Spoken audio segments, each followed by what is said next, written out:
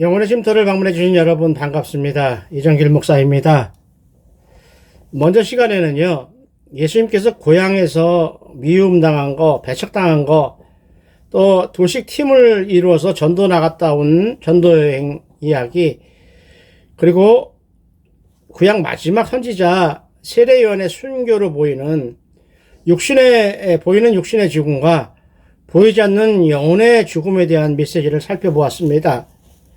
특히 고향 사람들이 엊그제까지 목수를 했고 어려서부터 같이 지내서 다 알고 있는 예수님에게 선생님이라고 부르기 싫어했던 인간의 연약한 본능을 이야기했지요. 그리고 그들의 연약함을 책망을 하시지만 깨달으라고 주신 무서운 말씀이 있었지요. 다시 한번 그걸 짚어놓고 넘어갈게요. 뭐라고 말씀하셨냐면요, 이걸 바꿔서 말해 들으면 복이 되는 거죠. 지금 책망 거의 저주에 가까운 이야기지만 바꿔서 깨달으면 복이 된다는 이야기예요. 너희들이 다 아는 엘리야 시대에 하늘이 3년 6개월 동안 닫혀서 비가 한 방울도 안 왔다. 그래서 다 굶어 죽고 그렇게 고생할 때에 유대에 있는 여자들, 유대에 있는 과부들 사람이 아니라 오히려 이방인 사렙다 과부 한 사람만, 그것도 엘리야라는 출중한 선지자를 통해서 하나님의 은혜를 베푸셨다. 그러니까 너희들은 하나도 은혜를 못 입었었다. 그때 이 얘기예요. 참 무서운 얘기죠. 또 알지? 너희 그 엘리야의 동생, 제자 엘리야 시대에 이스라엘의 많은 나병 환자들, 불치병 가진 그 사람들이 죽어가고 있었지만 한 사람도 자유한 고침을 받지 못했지만 이방 사람 아람 나라의 나만 장군 그 하나는 엘리사를 통해서 하나님의 은혜를 입어서 고침을 받았다. 따라서 예수님을 메시아로 받아들이지 못하는 완악한 심령을 가진 사람은 구원받지 못한다. 따라서 은혜라는 것은, 하나님 주신 은혜라는 것은 아무나 누리는 것이 아니라 사모하는 자에게 역사하시는 것이 영적 진리다라는 것을 우리가 깨달았습니다. 오늘 살펴볼 마가복음 6장 30절로 44절을 대충 보면요, 그 전도 여행을 떠났던 제자들이 돌아와서 이야기를 하죠. 오늘 보면 첫 시작에 짧게 한 줄 하고 넘어갑니다. 자기들이 전도 여행 중에 행했던 거, 또 가르쳤던 거, 그것을 와서 예수님에게 다 보고를 합니다. 신났어요. 처음이니까 재미도 있었겠지만 고생이 또 얼마나 많았겠어요. 그래서 제자들에게 예수님이 그러면 좀 쉬어라. 너무 고단하다. 쉬라. 우리가 먼저 저의 안식일을 살펴보면서 하나님이 왜 안식일을 주셨는지 아시죠? 마음대로 쉬거나 할 수 없는 그 당시의 사람들에게, 가난한 사람들, 연약한 사람들에게 하나님이 강제로 일주일에 한 번은 쉬게끔 하나님이 명령하셨기 때문에 쉬었다는 것이죠. 이것처럼 예수님도 너희가 고단하니까 조금 쉬어야겠다. 그 조용한 데 가서 좀 쉬다 와. 그리고 이제 보내는 거예요. 그러니까 제자들 원래 60명 떠났다고 하지만 몇 명인지는 보면 안 나오지만 쭈르륵 가서 좀 잠도 자고 좀 쉬다가 오려고 갔겠지요. 이렇게 하나님이 주시는 쉼이라는 거, 쉼이라는 건, 안식 그러면 다음 세상에서의 쉼을 이야기하니까 안식이란 말을 안 쓰고 싶어요. 그냥 쉰다. 쉬는 시간은요, 우리가 걸어온 길을 되돌아볼 수 있는 기회를 주셔요. 그리고 앞으로 하고자 했던 일에 대해서 도전이나 다짐을 하게 하는 시간이 주어집니다. 더구나 먼저 좀 얘기했듯이 외롭지만 혼자서 하나님과 독대하는 시간을 많이 갖는 사람은요, 은혜를 많이 입어요. 하나님을 독대하는 사람은 은혜를 많이 입어요. 그래서 그 입에는 찬양도 많이 나오고 받은 말씀도 많이 나오고 감사의 말이 많이 나오죠. 사는 거는 별거 없는데 그게 감사하대요. 그게 은혜입니다. 오늘 쉬라고 해서 보내진 사역자는요, 곧 느낄 게 있어요. 하나님의 사명을 받은 사역자들은 이 세상에서 쉴 시간이 거의 없다. 먹을 시간도 없고 잠잘 시간도 없고 쉴 시간이 거의 없다. 거의 세상하고 담싸고 오로지 하나님 일만. 다시 말하면 그렇게 하나님의 은혜를 입어야 할 불쌍한 영혼들이 이 세상에 너무 많다는 이야기가 돼요. 배고프고 공허하고 연약한 백성들은요, 예수님을 믿든 안 믿든 예수님이 계신 곳에 오면 모두 얻어먹을 수 있고 쉴 수 있으니까, 그래서 우르르 모두 자기 위로를 받고 싶고 필요를 혹시라도 채울 수 있지 않을까 하고 몰려다녔거든요. 그 당시에. 오병이의 기적이 그거예요. 오병이의 기적. 오늘 이야기하는 게 오병이의 기적이거든요. 여러분들이 눈 감고도 다 아는 얘기예요. 예수님 안 믿는 사람도 다 알아요. 이 얘기는요. 모르는 사람이 없어요. 그래서 저는 걱정을 했죠. 다 아는 오병이어를 뭘 갖고 여러분과 3, 40분 동안 은혜를 나누면서 이야기를 할 수 있겠어요.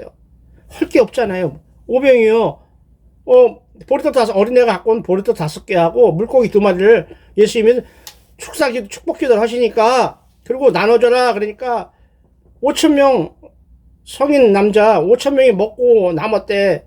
그러니 구약의 성경 기록에 예를 들자면 남자 성인 5,000명이면 여자 1명하고 아이들까지 해서 2만 명 정도가 먹었는데 12광지리가 또 남았대.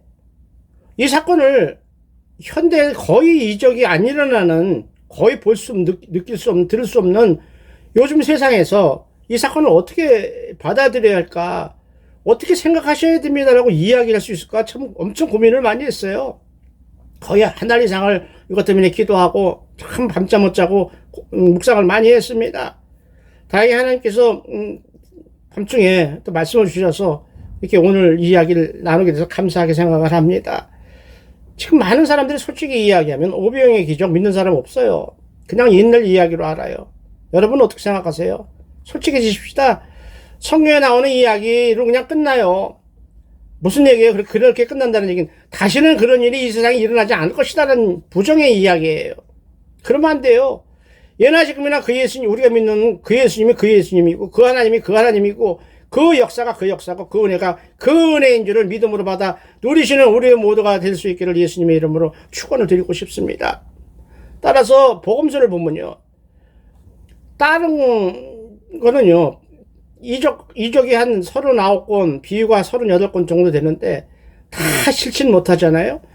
그러니까 어떤 건 이거 싫고 어떤 건 이건 안 싫고 그러는데 이 오병이의 기적만큼은 마태복음, 마가복음, 누가복음, 요한복음 다 실어서 기록을 했어요.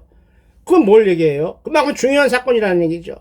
그러니까 중요한 사건은 우리가 이야기로 넘어갈 정도의 사건이 아니다, 잘 들어야 한다는 이야기가 되는 거 아니에요? 그래서 제가 고민한 거예요. 그래서 묵상하고 하나님 말씀을 주셔야 우리 영원하신 또 가족들하고 은혜를 나누지 않습니까? 그냥 먹고 남았대 하면 안 되지 않습니까? 그렇게 참 애를 많이 썼어요, 저도. 그러는 중에 옛날 생각을 나게 하시더라고요. 제가 젊었을 때요, 예수님 처음 믿었을 때 저희는 부모님들이 늦게 믿으셨어요. 어머님만 그것도. 그래서 제 자식들을 위해서 기도로 쌓은 것이 별로 없어요. 그래서 제가 더 열심히 해서 우리 손주들, 우리 후손들에게 하나님의 은혜가 미치지 않을까라는 조그만 소망도 많이 있는 건, 작용하는 건 사실이에요. 그때 제가 궁금했던 거, 예수 믿어서 궁금했던 거가 그거예요. 누구한테 물어보지도 못해, 창피해서. 근데 엄청 궁금했어요. 우리가 기도하고 응답하는 하나님에 대한 이야기예요. 근데 누구한테 물어볼 수가 없어요. 아마 그 물어보면 바보 소리나 망신당할 것 같아서 못 물어봤어요. 세상에서 상담 같은 걸 받아도요, 상담사 한 명이 한두 명 이상 상담을 못 보거든요. 대화를 못 해주거든요. 학교에서 공부 가르치는 선생님들도 많아봐야 30명? 그쵸? 40명? 대학원 같은 경우는 10명 앉혀놓고 공부 가르치잖아요? 연구하고요. 그런데 기도하는 사람이 한두 사람도 아니잖아요. 수천 명도 아니고 수만 명도 아니고 수십억 명이 기도하는 그 기도를요, 어떻게 하나님 혼자서 다 들으시고 순간에 응답을 해주셔요? 난 그게 궁금했어요. 여러분은 어떻게 생각하세요? 이미 깨달으셨나요? 저처럼 궁금하셨나요? 오늘 궁금하신 분들 저와 같이 이 이야기를 통해서 깨달을 수 있길 원해요. 너무나 궁금했어요. 따라서 기도 엄청 잘하시는 기도만 들으실 거다라고 제가 착각할 정도였었어요. 그러니까 믿음이 연약한 저는 항상 믿음이 잘하지를 못하고 늘 무너지고 했던 이유 중에 하나가, 내 기도를 하나님 안 받으실 거야, 나같이 멍청한 사람 기도를 왜 받으셔, 기도도 큰 소리를 못하고, 기도도 오랫동안 못하고, 멋있게도 못하는데, 여러분, 저와 같이 그렇게 좀 연약하더라도요, 하나님 그거 안 보셔요. 여러분의 심중을 보신 하나님, 따라서 힘을 내시기 바랍니다. 그래서 누워 계시는 여러분, 가슴이 공허해서 외로우신 여러분, 억장 무너져서 울고 계신 여러분, 힘을 내시기 바랍니다. 기도하지 못하더라도 마음속으로 없는 그 자그마한 기도도 하나님 들으시는 예수님이라는 것을 우리가 깨달았으면 좋겠습니다. 제가 이 말씀 주면서 다시 한번 깨닫게 된 사연이 그거예요. 조금 전에 이야기했던 것을. 어떻게 그 많은 사람들이 기도하는 걸 한꺼번에 들으셔서 한꺼번에 또 즉시 응답할 수 있을까? 그거에 대한 하나님 깨달음 주신 거예요. 참 우연이요. 엊그저께 우리 영혼의 쉼터 유튜브 채널 분석 자료라는 것을 봤어요. 컴퓨터에 뜨더라고요. 근데 그 내용이 참 대단했어요. 세상이 아무리 인터넷 세상이고 컴퓨터 세상이고 인공지능이라는 것이 모든 것을 도와주고 파악하는 세상이라고 해도 그렇지요. 구약시대나 예수님 시대나 어떤 세상에서도 이해할 수 없는 이야기예요. 한마디로 늘 제가 후배들하고 얘기할 때 기적이라는 것을, 이적이라는 것을 이야기할 때 예수님 시대에 지금 스마트폰 얘기하면 미친놈 소리 듣지 그걸 믿겠는가? 똑같은 얘기예요. 우리가 2000년 전, 4000년 전에 일어났던 기적 사건을 우리가 지금 못 믿는 거랑 같아요. 그러나 믿어야 되는 거예요, 그게. 반대로 얘기해도. 그들이 2000년 전에 그들 스마트폰이 있을 수가 없어라고, 컴퓨터가 있을 수 없어라고 아무리 이야기해도 우리는 있어라고 얘기하듯이 우리는 예수님의 사건을 이해할 수 없어, 믿을 수 없어, 그거는 이야기일 거야 라고 아무리 그렇게 고집을 부려도 2000년 전 사람들 내가 봤어 이 사람들아 이렇게 증빙한다는 것이죠. 그래서 내 목숨을 사자한테 줬어. 불에 태워 죽더라도 난 그걸 증거하기 위해서 증거해서 내가 봤기 때문에 이 말씀을 믿음으로 받을 때 우리가 그렇게 느낄 수 있기를 원합니다. 하여튼 그 유튜브에 있는 인공지능이 뭐예요? 하나님도 아니거든요. 인간이 만든 기계에 지나지 않아요. 그것도 기계 중에 어떤 시스템 하나에 지나지 않아요. 근데 모든 걸 다 알아서 파악하고 정리해서 보고를 해줘요. 놀랬어요? 물론 제가 컴퓨터에서 나이 먹어서 잘 몰라서 놀랬을지 몰라도 진짜 놀랬어요. 그간 우리가 영혼의 쉼터 현재 지금 1년 2개월 됐죠. 14개월 동안 우리 영혼의 쉼터 방송을 어느 지역에서 누가 들었나 이상하지요? 또 들었다면 누가 한 설교를 얼마만큼 몇 번이나 들었을까? 그러면 설교를 들었다면 영혼의 쉼터를 방문했다면 남자분일까 여자분일까? 그리고 들으셨다면 그분의 나이가 지금 얼마큼 될 것인가? 듣고 계신 그곳은 서울인가 안양인가 용인인가 성남인가 아니면 대전인가 동남아시아인가 아프리카인가 미국에서 선교사님들도 들으시는 것으로 미국 선교사님들 듣는 걸로 데이터가 뜨더라고요. 이렇게 수많은 사람이 작은 목소리로 들이든 큰 소리로 들이든 다 순간 듣고 계시겠구나 라는 걸 깨달았어요. 참 감사한 일이죠. 기도 멈추지 마시기 바랍니다. 기도하시기 바랍니다. 이런 말씀을 오늘 굳이 드리는 이유는 아까도 얘기했지만 오병이어를 우리가 어떻게 이해해야 할 것인가, 어떻게 믿음으로 받아들일 수 있겠는가, 받아들일 수 없는 사건을. 그렇죠. 오늘 본문 배경을 간단하게 요약을 하면요, 아까 얘기했죠. 전도 갔다 온 사람들 제자들을 애썼으니까 너희는 따로 한적한 곳에 가서 잠깐 쉬어라 그러면서 그 이유를 대죠. 오고 가는 사람이 많아서 음식도 먹을 겨를이 없습니다 라고 오늘 보면 31절은 기록하고 있어요. 밥 먹을 시간이 없을 정도로 일이 많았다는 거예요. 무슨 일이 많았겠어요? 찾아서 기도해달라, 가르쳐달라, 수많은 사람이 와서 그러니까 그들을 안내하고 섬기기가 이렇게 바빴다는 것이죠. 예수님 혼자 어떻게 나오세요? 다시 말해서 예수님은 제자들이 밥 먹을 시간조차 없이 피곤하니까 조금 쉬라고 해서 조용한 것을 보낸 거예요. 그런데 사람들이 참 눈치가 빠른 건가요? 이 사람들이 안 보이면 어디쯤 갔을 것인가 다 눈치를 채갖고 그리로 모여들기 시작했다는 거예요. 오늘 본문이. 그야말로 우리 새 찬송가 183장에 있죠. 빈들의 마른 풀같이 시드는 영혼들이 수만 명이 모여드는 거예요. 그 마음에 공허와 육신의 필요를 채워보려고 구름같이 예수님이 있을 것으로 생각하는 그곳으로 몰려드는 거예요. 그런데 예수님 말씀을 들었으면 집에들 가야지요. 안 가는 거예요. 예수님에게 오면 먹을 거를 주시거든요. 영적 양식도 있지만 육신에 먹을 빵이라도 하나 얻어 먹었거든요. 그래서 더 많이 몰려다니는 거예요. 다음에 이야기하겠지만 예수님이 그래도 너희들 먼저 떠나겠느냐라고 말씀하실 정도예요. 먹을 거 안 주면 떠난다는 것이죠. 우리도 우리에게 오는 분들이요, 우리에게 기도해달라고 오는 분들, 아니 우리가 신방하는 분들에게 영혼의 양식은 물론 육신이 필요한 것을 제공할 수 있었으면 좋겠어요. 저희도 재정이 좀 더 넉넉해지면 신방을 갈 때 갖다 드려야죠.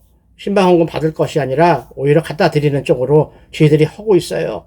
많이 도와주시기 바랍니다. 예수님이 그 사람들을 보고요, 목자 없는 양같이 불쌍하다라고 말씀을 하셔요. 양이요, 여러분 아시잖아요. 양에 대해서는 다 아시잖아요. 아주 멍청해요. 순할 정도가 아니에요. 죽인다고 진목을 따는데도 소리도 못 지르는 놈이에요. 아이고 참 답답하거나 순하다고 해야 돼. 답답하다고 해야 돼요. 그렇게 밀은 곰탱이 같으니까요, 눈도 나쁘죠. 목자가 이리 와라 저리 와라 안 하면 길을 잊어버려갖고 금방 일이나 늑대 잡혀서 먹혀요. 그러니까 그를 돌볼 목자가 없으면 그렇게 위험한 길이 빠지니까 목자가 있어야 되는데, 그 당시 이스라엘 백성들에게 목자가 되어줄 사람, 그 어리석은 양들을 돌볼 사람이 제사장, 바리새인, 서기관들인데요. 그들은 백성을 돌보기는커녕 여태까지 우리가 마가복음을 통해서 알아봤잖아요. 백성들을 옥죄고 뜯어먹기 바빴다고 그랬어요. 참 저 어렸을 때만 해도요, 요즘은 안 그렇길 바래요. 욕심 많은 교회들 그렇게 했어요. 성도들 보살피는 걸 생각 안 하고요, 새끼 낳아라, 새끼 많이 낳아라, 전도해오라는 얘기예요. 사람 데려오라고. 그렇게 닥달을 해요. 그거 젖을 많이 만들어라, 헌금 많이 해라는 말로 들으듯이 그렇게 달달달달 볶았고 그랬어요. 요즘은 그런 교회가 없길 바랍니다. 요한복음 10장에서 예수님은 나는 선한 목자다라고 말씀을 하십니다. 그야말로 선한 목자는 그 양을 위해서, 자기 양을 위해서 목숨을 버린다고 말씀하셨어요. 그래서 십자가를 지려고 이 땅에 오신 것이죠. 그러면서 뭐라고 말씀을 하셔요? 사꾼은 목자가 아니다. 사꾼 목자는 목자가 아니다. 목자라고 이름은 붙이지만 사꾼자가 들어가면 목사가 아니다, 주의 종이 아니다라는 얘기예요. 그건 사탄의 종이라는 얘기죠. 당연히 그들은 자기 양이 아니니까 지키는 척만 하지만 돌보지 않는다. 일이나 늑대가 잡아먹으러 덤벼도 지가 겁에 질려서 도망을 가지, 죽든지 말든지 도망을 간다 그랬어요. 그런데요, 진짜 그 연약하고 멍청이 같은 양이 하나님이 참 은혜를 하나 주신 게 있죠. 그렇게 미련 곰탱이 같아도요, 목자의 목소리를, 하나님의 목소리를 듣는다는 것이죠. 목자의 음성을 안다 그래요. 자기 이름 불러주면 깨닫고 쫓아간다는 것이죠. 감사하죠. 우리가 그러길 원해요. 그게 뭘 의미해요? 하나님의 말씀을요, 성경에서 주신 하나님의 말씀을요, 예수님이 하신 말씀을요, 하나님의 말씀 진리로 받아들일 수 있는 심령을 가진 자가 그런 양이다, 그런 얘기예요. 하늘 백성이라는 얘기죠. 요한복음 6장을 보면요, 오늘 이렇게 사람이 많이 모인 이유를 설명해 주거든요. 마가복음은 그 얘기를 안 했는데 요한복음 6장에 설명을 해줘요. 그때가 마침 유대인의 명절 6월절이라 그랬어요. 그래서 삼지 사방에서 사람들이 많이 몰려오다 보니까 평소보다 더 많은 사람이 집회 장소에 왔다는 것이죠. 그러니까 제자들이 난리가 난 거예요. 그 제자들이 거기 왜 가 있었어요? 그냥 잠깐 쉬라 해서 온 거잖아요. 근데 어떻게 알고 왔는지 그냥 수만 명이 몰려와서 포위해버린 거잖아요. 본문 마지막 오병이어 기적 때 주신 음식을 먹은 사람을 남자만 5천 명이라고 기록한 것을 보면, 아까도 얘기했죠, 한 2만 명 정도 어린애까지 온 거예요. 어린애가 거기를 왜 왔냐고 물어보신다면, 어린애가 드린 보리떡 5개와 물고기 2마리라는 기록이 있기 때문에 그래요. 그럼 어린애가 왔으면 엄마가 안 왔겠어요? 당연히 오는 것이죠. 본문에 엄마 왔다고 얘기 안 썼다고, 없다고 얘기하면 안 되는 것이죠. 그러다 보면 우리가 200만 명이라고 말을 하고 또 그렇게 알고 있어요. 출애굽한 인구들이요. 그런데 민수기 1장 46절을 보면요, 민수기 1장 46절을 보면 출애굽한 사람의 총계, 그러니까 계수된 자의 총계는 60만 3,550명이다 라고 기록을 하고 있어요. 그것을 바꿔서 계산을 해보면 2만 명 정도가 오병이어 사건 때 그 들판에 모여 있었다라고 제가 해석을 했어요. 그러니 아무것도 없는 빈 들판에 앉아있는 수많은 사람들에게 줄 떡이 어디 있어요? 자기들 먹고도 쉬러 왔으니까 별로 안 챙겼을 텐데요. 거의 챙기지 않고 그냥 쉬러 왔을 거예요. 잠깐 쉬고 다시 예수님한테 가려고 했겠죠. 근데 말씀 집회가 이렇게 있을 줄은 생각도 못했으니까 준비한 것도 하나도 없죠. 그 들판에 그러니까 이 생각 저 생각 하잖아요. 제자들이. 그 들판에 어디 마트가 있겠어요? 마트가 있은들 2만 명이 먹을 것도 없겠지만 뭐 식당이 있겠어요? 아니면 전화해서 여보세요 하고 전화해서 2만 명치 뭐 좀 보내줘야 받아 주문을 받을 커다란 시장이 어디 그 근처에 있기는 하겠어요? 그 당시에. 그러니까 예수님 이 사람들이 뭐라 그래요? 예수님한테 예수님 저 사람들이 한참 있다 보니까 배도 고플 거예요. 그 얘기는 우리가 준비한 게 없어요. 이런 얘기죠. 배도 고플 거고 날도 어둑어둑해졌으니까 오늘은 집에 가서 밥들 먹고 내일 다시 오려면 오거라 이렇게 말씀을 해서 보내시죠. 이렇게 좀 이야기하는 거예요. 그랬더니 예수님이 알았어. 그리고 그렇게 말씀하실 줄 알았더니 그게 아니죠. 너희들이 먹을 것을 주라 이렇게 말씀하시는 거잖아요. 예수님이. 그러니까 제자들이 그러세요. 오늘 본문을 보면요. 200데나리온이 되는 떡을 어디서 구합니까? 라고 항의를 하는 거죠. 200데나리온이면 뭐였죠? 한 데나리온이면 그 당시 하루 사람의 품삯 일당이었었거든요. 지금 뭐 많이 받는 분도 있고 조금 받는 분도 있지만 그냥 평균 15만 원을 따져도 3천만 원이에요. 200데나리온. 3천만 원이란 돈도 없었겠지만 또 돈이 있었다고 해도 그 3천만 원의 떡을 어디서 사요? 여러분 시장 가서 떡가게 방앗간 가보세요. 그렇게 싸놓고 하는 데가 없잖아요. 파리바게뜨나 뭐 쭈레블룬가 뭐 빵집이요. 거기다가 2만 개 단팥빵이나 뭐 이런 거 크림빵 주문하면요 2만 개를 언제 다 구워 갖고 와요. 날 새죠. 아니면 삼립빵이나 이런 것처럼 공장에서 막 만들어 나온 거 1,500원짜리 크림빵 그거라도 2만 개를 재고로 싸놓고 파는 대형마트가 어디 있어요. 한마디로 예약하지 않았던 사건이라 도저히 불가능한 여건이었다, 상황이었다, 라는 것을 우리에게 암시를 해주고 있어요.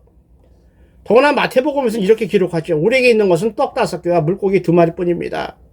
그나마도 우리가 먹으려고 어른이 갖고 온 것도 아니고, 어른은 갖고 와서 하루 종일 있다 보면 다 먹어버렸겠죠, 자기가.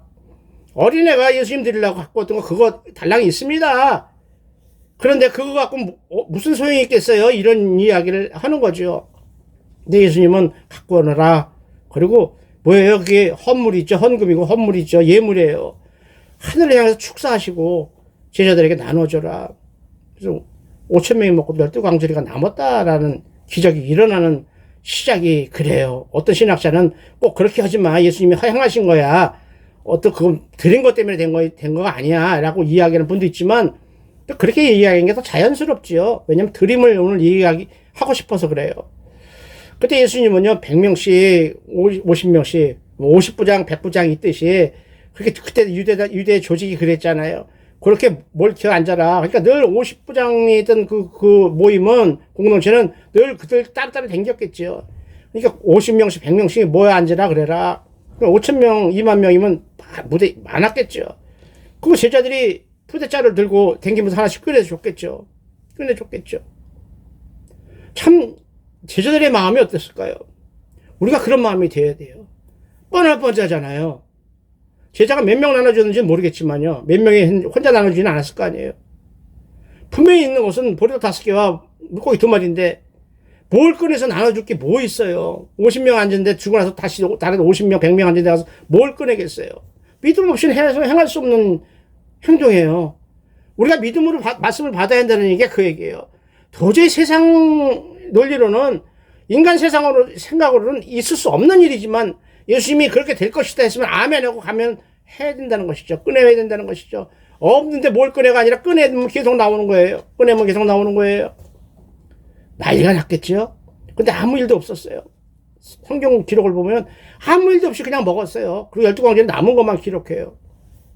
어떻게 되죠? 어떻게 저런 일이 일어날 수가 있지? 요만한 보글떡 5개하고 물고기 2마리 뿐이 없는 거 우리가 뻔히 하는데 어떻게 우리가 다 먹고도 12광저리가 남지? 사람들이 난리가 나지 않아요? 감사가 아니라 놀라는 정도로 무서웠겠죠. 근데 아무 얘기 없었어요. 그럼 뭐죠? 아무도 몰랐다는 거예요. 많으니까 우리 다 나눠줬겠다. 이렇게 우리가 하나님의 은혜를 입고도 감사하지 못하는 게 바로 저런 인간들하고 똑같은 거예요. 조심해야 돼요. 그럼 누가 봤을까요? 축사할 때 옆에 있었던 제자들 몇 명이 봤겠지요. 그 몇 명이 여러분이 될 수 있기를 원합니다. 여러분의 사역이, 여러분의 섬기는 그 자리가 예수님이 행하시는 것 직접 볼 수 있는 은혜의 자리가 될 수 있기를 축원을 드립니다. 아까도 얘기했지만 오병이어는 사복음서 전부가 기록할 정도 아주 중요한 사건이에요. 물론 마가복음 8장 보면 또 4,000명이 5,000명이 4,000명이 먹은 오병이어 기적이 한 번 더 나오긴 해요. 근데 이것을 말씀드리면서 좀 민망한 얘기를 드려보려고 그래요. 현실로 볼 때 예수님이 5,000명을 먹이든 안 먹였든 그들은 어디 가서 굶어 죽진 않았잖아요. 하루에 한 끼를 먹어도 먹었어요. 떡을 먹고 물고기를 먹었어요. 그들이 먹을 양식이 그랬어요. 메뉴가 갈릴리에서 잡은 고기하고 빵뿐이 없었어요. 근데 그걸 갖고 먹는 거 갖고 뭐 이렇게 기적이라고 크게 얘기했을까? 5,000명이 먹었다고 기적이 아니죠. 근데 먹은 거 갖고 그렇게 기적이라고 할까? 엊그저께 갈릴리 바다처럼 바다가 뒤집어지고 바람이 휘몰았을 때 잠잠하라 고요하라 이렇게 사람의 말로 명령하셨는데 바람과 파도가 조용해지는 이런 걸 보면 막 기적이라고 놀라야 되지만 먹는 거 갖고 기적이라고 꼭 얘기할 수 있나라는 의문이 생기지요. 이것을 물이 변해서 포도주가 되고 예수님이 요한복음 처음 나오는 기적이죠. 또 포도주가 되는 하나님의 능력, 풍랑이는 바다와 무섭게 휘몰아치는 바람에게 잠잠하라 고요하라라는 사람의 말로 명령해서 잠잠하게 하시는 하나님의 말씀의 권세, 그것은 우주 만물을 창조하신 하나님의 말씀의 능력을 가지신 분, 바로 그분이 니들 보고 있는, 니들 눈에 보이는 그 예수님 그분이다. 따라서 오늘 오병이에 예수님이 주신 그 물고기와 떡을 먹은 자들이요, 예수님을 메시아로 믿고 따랐으면 좋겠다라는 메시지가 오병이에 있는 거죠. 그러면은 오병이의 이 기적 사건이 우리에게 주시는 메시지를 하나로 줄인다면요, 우리가 뭔가 꼭 있어야 돼요. 세상 속에서 그게 있어야 돼요. 없으면 큰일 나요. 근데 구할 수가 없어요. 그럴 때 우리가 해야 될 걸 가르쳐 주시는 거예요.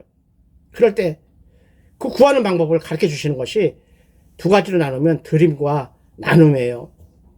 첫째, 드림이라는 것은 우리가 뭐 교회에서 아니면 세상에서 봉사하거나 구제하는 자세를 보통 드림이라고 이야기를 해요. 오늘 본문하고 같은 병행 구절은 요한복음 6장을 보면요, 비리비 아까도 얘기했죠. 예수님에게 말씀하셔요. 사람들이 조금씩만 나눠 먹는다고 해도 200데나리온 떡이 있어야 돼요. 그렇게 하고 포기를 해요. 우리가 뭐 가진 거 없는데 그거 주라고 그러면 어떻게 해요? 이 얘기죠. 불평이죠. 근데 베드로 동생 안드레는 뭐라 그래요? 여기 어린애가 갖고 온 보리 5개와 물고기 2마리가 있지만 이거 갖고 얼마나 되겠어요? 긍정과 부정을 한꺼번에 이해하긴 하죠. 예수님이 축복기도 하시고 나눠주라고 했어요. 여러분이 하나님께 드리는 예물이에요. 이렇게 오병이어에 2만 수만 배의 기적으로 나타나서 많은 사람들에게 베풀어지는 그 하늘의 상급이 여러분에게 쌓이기를 예수님 이름으로 축원을 드립니다. 예수님이요, 그렇게 하라고 했으면 다 이유가 있겠죠. 예수님 하나님이 여러분에게 이것 좀 할래? 이 목사, 너 옥탑방에 살지만 계속 힘들어도 영혼의 말씀을 전해야 하느니라. 그러면 아멘 하고 가는 거나 똑같죠.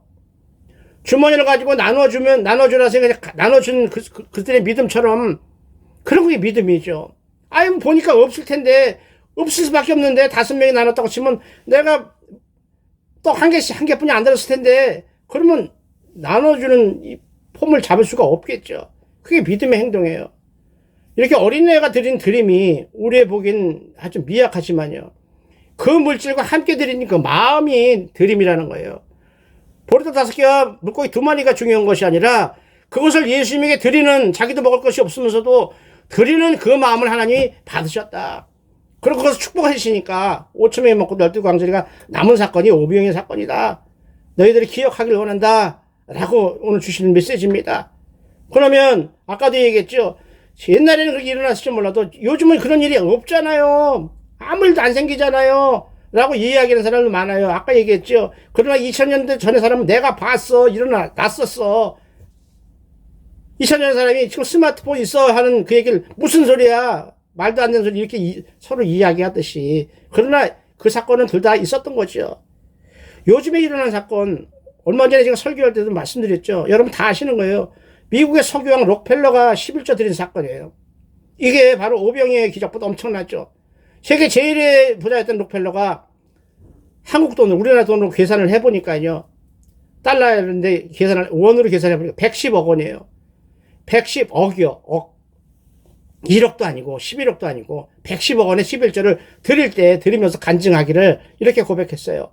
만일 내가 많은 사람들이 어떻게 그 많은 11조를 아깝지 않아요? 어떻게 드릴 수가 있어요? 막 이런 말을 했겠죠. 그런 사람한테 한 얘기일 거예요. 만일 내가 내 첫월급 6달러 6천원 받는 첫월급에서 11조 600원 60센트 600원을 하나님에게 드리지 않았더라면, 천국밭에 심지 않았더라면 내가 오늘 110억 원을 11조로 드릴 수 없었습니다 라고 간증했어요. 고백했어요.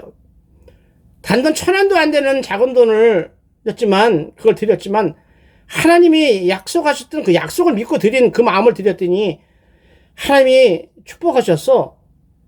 그거 하늘나라에 심은 첫 번째 11조 600원이 인간의 상상으로는 상상할 수 없는, 인간의 생각으로는 계산이 나올 수 없는 세계 제일의 부자가 되는 록펠러가 됐다는 그 축복에서 돌아왔다는 것을 유독 그 사람 한 사람에게만 적용해야 될까요? 우리도 그렇게 될 수 있는 기회가 있었다는 것이죠. 앞으로도 있을 것입니다. 믿음으로 가는 자는 하나님 축복하신다는 것을 믿으시기 바랍니다. 따라서 신앙생활은 믿음이에요. 믿음으로 기도할 때 응답을 받는 사람은 믿음이 신실한 사람만이 누릴 수 있다는 것을 다시 한번 깨닫기 원합니다. 두 번째로 나눔이에요. 나눔을 가장 잘 표현한 것이 금식을 가르쳐주는 이사야서 58장이에요. 그냥 단도직입적으로 얘기해서 먹지 못해서 굶주려 배고픈 사람 있으면 네가 먹던 거라도 다 줘라 이런 얘기예요. 지금처럼 음식이 풍부한 때라면 몰라도 그 당시엔 자기 먹을 거 없으면 그거 먹지 않으면 먹을 게 없는 세상인데 그거를 주라 그러면 어떻게 돼요? 잘못하면 자기가 죽을 수 있는데 그 정도로 해야 된다는 것이죠. 집이 없어서 추위에 떨고 바깥에 자는 사람 있으면 내 집에 들여다가 재워줘라. 또 옷이 없어서 달달달 떨고 있는 사람 보면 네 옷이라도 벗어서 줘라. 실행하기 어렵죠. 근데 하나님이 그런 마음을 가지라는 얘기예요. 옷을 주라는 얘기겠어요? 그 마음을 품고 있으면 그렇게 할 수 있을 거라는 얘기예요. 네 마음속에 내가 한 말을 믿을 수 있다면 너는 그런 행동이 나올 것이다. 그런 행동이 나오면 진짜 나를 믿는 사람이 맞다. 이렇게 역설적으로 들으셔야 합니다. 근데 이런 나눔, 어린아이가 자기가 먹으려다가 내놓은 거잖아요. 그 행동이 나눔이에요. 그 나눔이라는 행동, 그 말씀 단어 속에는 어마어마한 비밀이 있어요. 이번에 하나님이 저한테 깨닫게 하셨어요. 예수님은 너희가 먹을 것을 주라고 얘기했을 때 제자들이 아니 우리가 뭐 가진 거 있어요. 아시다시피 선생님이 가시라 해서 나왔을 뿐이에요. 근데 이 사람들이 몰려온 거잖아요. 뭐가 있어야 주고 말고 하죠. 가게가 있어요. 뭐가 있어요. 이렇게 막 변명을 하고 있잖아요. 감당이 안 되니까 할 수가 없으니까. 그런데 아까도 얘기했지. 하나님이 안 되는 것을 여러분에 시켜요? 할 수 없는 거 뻔히 하면서 일 시켜요? 호랑탕 먹이려고요? 아니거든요. 그게 아니라는 거예요. 그렇게 하나님이 말씀하실 때는, 예수님이 그렇게 말씀하실 때는 뭔가 준비된 게 있으니까 말씀하셨다라고 받아야 된다는 게 그게 믿음이라는 것이죠. 정말 아무것도 할 수 없는데도 그렇게 하라고 하시는 게 아니에요. 그러면 어떻게 해요? 우리가 찾아봐야 한다는 것이죠. 왜 말씀하셨는지 찾아봐야 한다는 것이죠. 일단 우리가 가진 것이 있나 없나, 우리 근처에서 구할 수 있는 것이 없나, 도움을 받을 데가 있는가 없는가 찾아봐야 된다는 거예요. 그렇게 다 찾아봤는데도 없다라고 판명이 나면 그때 하나님께 기도하라는 얘기예요. 생짜배기는 무조건 달라고 기도하지 말고 너희가 할 수 있는 것은 해라 하는 얘기. 믿음의 사람은 그렇게 해야죠. 내 건 아까워서 못 드리고 남은 기도해서 남이 거 받아서 하려고 그러면 되겠습니까? 그 얘기를 하시는 거예요. 너희가 할 수 있는 것은 하라. 그리고 안 되면 기도하라. 내가 책임질게. 우리가 나중에 마가복음 11장을 보면 나올 이야기지만 그때 예수님이 이렇게 선포하셨어요. 약속하신 걸 선포하셨어요. 내가 너희에게 말하노니 무엇이든지 기도하고 구하는 것은 받은 줄로 믿으라. 그러면 너에게 그대로 되리라. 라고 선포하신 예수님의 말씀을 붙드시기 바랍니다. 할 수 있는 것은 하고 나머지는 구하라는 것이죠. 아무리 적다 하더라도 감사로 드린 것에 예수님이 축복하시면 무한한 양으로 반복해서 생산이 된다는 것이 영적 진리예요. 하나님의 약속이에요. 조금 전에 얘기했지, 이것을 이해할 수 있게끔, 여러분하고 이해하도록 대화할 수 있게끔 하나님이 어저께 이 마음을 주신 거예요. 우리가 카톡 있잖아요. 까뚱까뚱 하는 카톡이요. 카톡으로 제가 어떤 분한테 무면약분들은 이 영상을 카톡으로 보내드리거든요. 그리고 가끔 인사 말씀을 문자로 해서 보내드려요. 그러면 그분이요, 그분이 듣고서 은혜가 되면 자기 친구들한테 이렇게 보내셔요. 그게 동역이에요. 여러분도 이 말씀 들으시고요. 괜찮네. 이건 누가 아무개가 들었으면 좋겠네. 그러면 이렇게 좀 보내주셔요. 보냈다고 여러분 스마트폰에서 전화기에서 그게 없어지지 않잖아요. 100명한테 보내도 그대로 원본은 남아있어요. 10,000명한테 보내도 원명은 남아있어요. 20,000명에게 보내도 원본은 남아있다는 거예요. 이것처럼 오병이의 원물건은 그대로 남아있다는 거예요. 20,000명한테 나눠줘도. 이렇게 이해하면 되겠어요? 안 되겠어요? 따라서 그 당시에 보리떡 5개, 물고기 2마리를 지금 카톡 보내듯이 예수님께서 영적으로 다 보내셨다.